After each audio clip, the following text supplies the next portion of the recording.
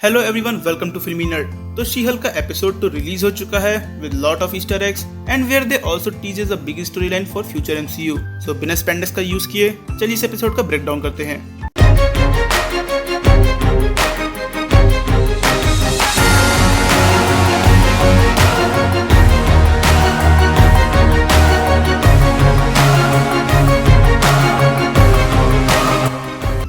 Episode की शुरुआत होती है जहां पर सारे न्यूज चैनल पे सिर्फ कोर्ट रूम में हुए इंसिडेंट को लेके बात चल रही होती है।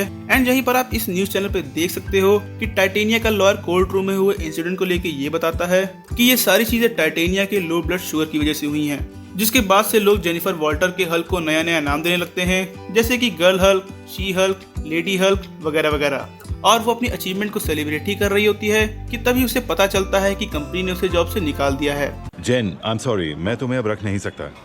रुकिए, आप निकाल रहे हैं मुझे?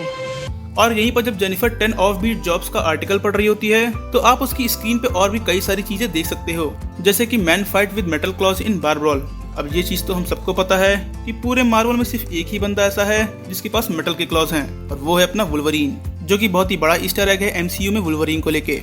इसके अलावा यहाँ पर एक और आर्टिकल है जहाँ पर लिखा है why there is a giant statue of a man sticking out of the ocean, जो कि बात कर रहा है इटर्नल्स मूवी में दिखे सेडेस्टियल के बारे में। इसी के साथ साथ इस स्क्रीन पर आयरन मैन के शूज का एड भी है।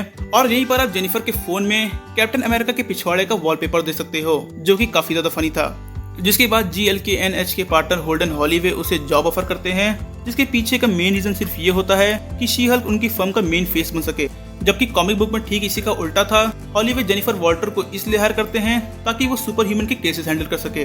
अगर कॉमिक बुक की बात करें तो इस फर्म ने कई सारे सुपर हीरोज के केस लड़े हैं, जैसे कि डॉक्टर स्ट्रेंज का case, Roxxon corporation versus Danger Man का केस, हरकुलिस का केस और स्पाइडर मैन का केस। इसके बाद जेनिफर को उसका पहला केस मिलता है जहां पर उसे अबॉमिनेशन की पैरोल करानी होती है, और वहीं ब्लॉन्स्की उसे बताता भी है कि अब वो पूरी तरीके से बदल चुका है। बट इसकी सैड स्टोरी सुनने के बाद भी मैं अभी भी कहीं ना कहीं थोड़ा डाउट में हूँ, क्योंकि द इनक्रेडिबल हल्क में हमें ये दिखाया गया था कि एमिल ब्लॉन्स्की को रिक्रूट किया गया होता है हल्क को पकड़ने के लिए, जहाँ पर वो खुद रेडी होता है सुपर सोल्जर सीरम को लेने के लिए, और उसी ने सैमुअल स्टन को मजबूर किया होता है उसे हल्क का ब्लड देने के लिए।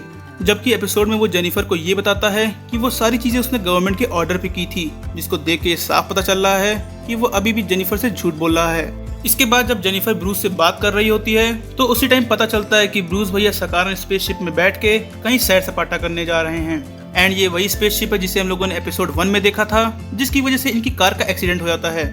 एंड अगेन ये सारी चीजें कहीं ना कहीं इंडिकेट कर रही हैं वर्ल्ड वॉर हल्क के बारे में।